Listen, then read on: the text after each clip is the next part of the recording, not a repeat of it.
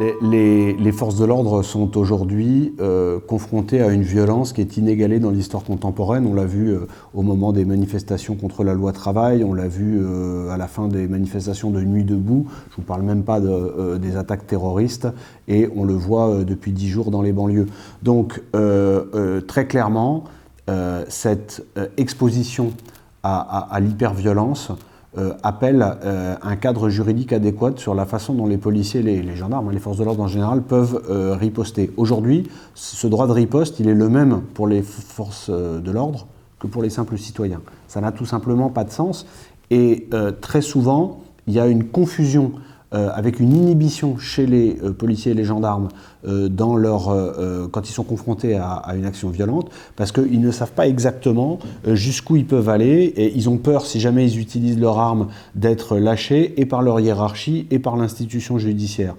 Et on en arrive à des inhibitions qui sont des inhibitions juridiques et qui s'ajoutent au stress opérationnel.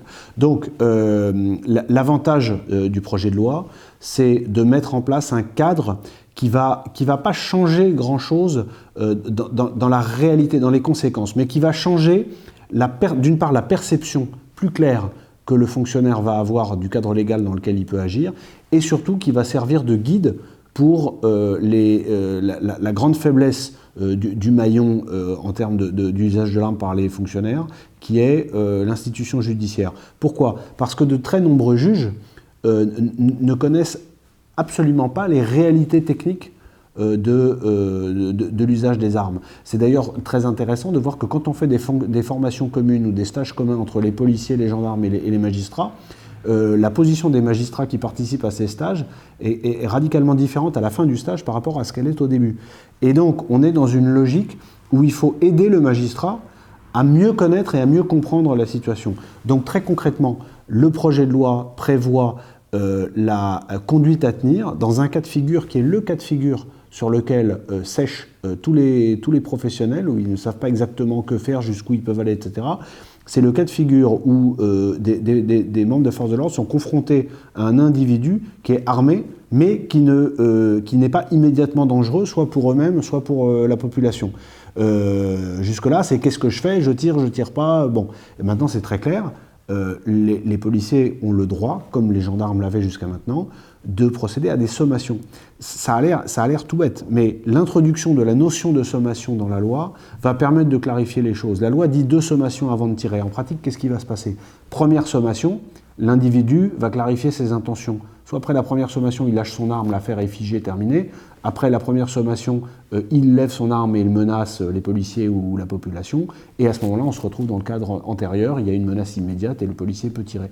Donc vous voyez, c'est un exemple très simple, mais qui va permettre de clarifier la situation concrète à quoi correspond un cadre légal qui jusqu'à maintenant était assez nébuleux.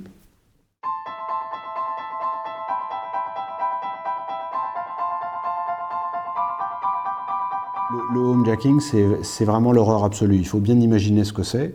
C'est l'intrusion de délinquants chez vous, c'est-à-dire dans le cocon familial, dans la sphère d'intimité. Et cette intrusion d'une délinquance violente dans ce cadre est tout à fait insupportable. Elle est d'autant plus insupportable que c'est le seul cas où il est absolument impossible d'imaginer ce qui va se passer. Pourquoi ? Parce que le délinquant ne le sait pas lui-même. Exemple, des délinquants rentrent dans un appartement pour faire un cambriolage. Ils croient qu'il n'y a personne. Je prends le cas le plus bas de l'échelle d'agression à domicile. L'intention primaire des délinquants est de commettre un simple, si j'ose dire, cambriolage. Ils entrent et ils trouvent une famille. Alors vous avez ceux qui vont partir tout de suite, puis vous avez ceux qui vont rester et qui vont bénéficier de l'effet d'aubaine et qui vont se dire, bon, puisqu'ils sont là, on va changer notre plan de délinquance et on va passer à une délinquance qui est plus grave. C'est-à-dire qu'il va y avoir des séquestrations, il va y avoir des violences pour obtenir l'ouverture d'un coffre, le code d'une carte bleue, et il peut aussi y avoir des violences sexuelles ou un viol si par hasard la mère ou la fille correspond au goût d'un des voyous. Et ça, Par hypothèse, c'est une délinquance qui n'est même pas prévue au début de l'acte, puisque le délinquant croit qu'il n'y aura personne dans l'appartement.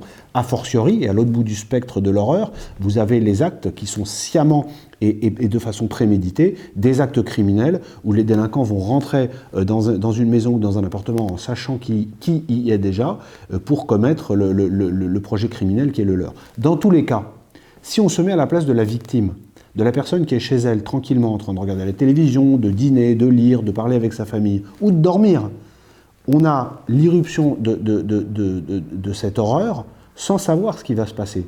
La question est la suivante. Est-ce qu'on attend de savoir jusqu'où va aller le criminel pour être en droit de se défendre? Je vous donne un exemple. Est-ce qu'on va dire au délinquant, mais monsieur, je vous en prie, venez, vous voulez prendre mon ordinateur, je vous en prie, c'est un délit, le vol, venez prendre l'ordinateur et vous partez avec. Ou est-ce qu'on va attendre de voir si par hasard, alors qu'il est venu prendre l'ordinateur, il va en profiter pour me saucissonner et me torturer pour avoir ce qui devient un crime, torture, acte de barbarie, c'est un crime, pour obtenir le code de ma carte bleue. Est-ce qu'on va en plus attendre de voir s'il en profite pour s'intéresser aux jeunes femmes qui sont présentes dans les lieux, auquel cas c'est un crime aussi, mais comme entre-temps j'aurais été séquestré, je ne pourrais rien faire.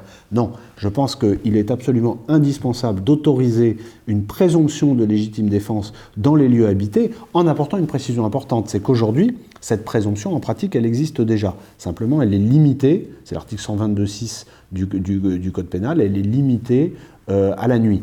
Je pense d'une part qu'il faut supprimer cette limite de la nuit pour qu'elle soit étendue à 24 heures sur 24, ce qui est du bon sens, et d'autre part qu'il faut renforcer cette présomption parce qu'aujourd'hui, en pratique, trop souvent, les juges combattent cette présomption et appliquent aux actes de défense légitime qui sont commis dans les lieux habités le principe d'immédiateté et de proportionnalité qui prévaut pour les autres actes de légitime défense. Je pense que c'est absolument méconnaître l'effroi qui peut s'emparer de celui qui se fait agresser à domicile et qu'il faut donc protéger.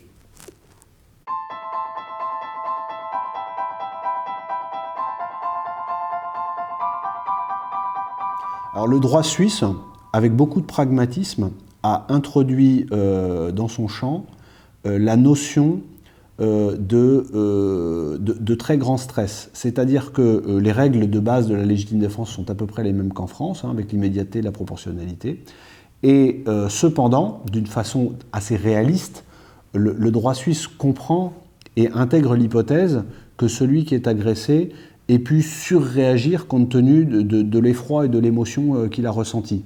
Et dans ce cas-là, cette surréaction de la victime est prévue par le droit, et dans ces cas-là, il est indiqué, il est dit au juge, qu'il doit suivre la loi, c'est tout l'intérêt, que le juge devra en tenir compte dans le prononcé de la peine, voire pourra dispenser de peine celui dont la surréaction, donc au-delà de la proportionnalité, aura été causée par l'état d'effroi qu'il aura ressenti. J'ajoute une chose importante, c'est que dans la vraie vie, pas dans les livres, mais dans la vraie vie, l'agresseur dispose sur l'agressé d'un triple avantage, qui sont des avantages en stratégie militaire. C'est-à-dire qu'il choisit son lieu, son moment et ses moyens.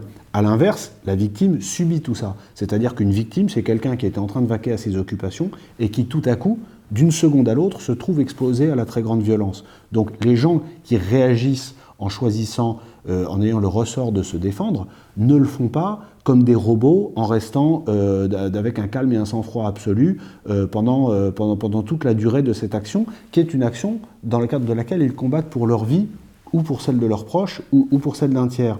Donc, pourtant, aujourd'hui, dans la loi française, dans la jurisprudence plus exactement française, compte tenu des critères de la loi, on exige de celui qui se défend dans ces conditions de très grand stress d'être capable d'avoir une maîtrise absolue et de mesurer quart de seconde par quart de seconde la proportionnalité de ce qu'il est en train de faire. En pratique, c'est quasiment impossible dans la vraie vie. Et donc, l'immense vertu de cet article du Code pénal suisse, c'est de prendre en considération l'éventuelle surréaction qui peut être celle de celui qui est ainsi agressé. Mais, et c'est pour ça que c'est un bon article, il n'enlève pas le pouvoir d'appréciation du juge, il le guide simplement. Et c'est ça la bonne loi, c'est celle qui peut éventuellement compléter les éléments d'appréciation qui sont proposés au juge, sans pour autant lui substituer son pouvoir d'appréciation.